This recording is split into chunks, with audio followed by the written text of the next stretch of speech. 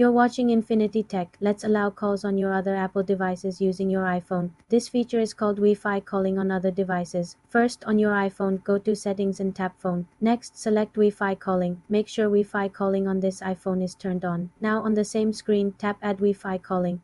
For other devices, toggle on Allow calls on other devices. A list of your Apple devices signed into the same Apple ID will appear. Turn on the switch next to each device you want to use for calls, like your iPad or Mac. Each device must be connected to Wi-Fi and signed into iCloud with the same account. You may need to enable Wi-Fi calling separately on some devices in their own settings. Once enabled, you can receive and make phone calls from those devices, even when your iPhone is off or in another room. The call will use your iPhone's phone number. You can manage these settings anytime from your iPhone's phone settings. For more simple computer tutorials, subscribe to the channel.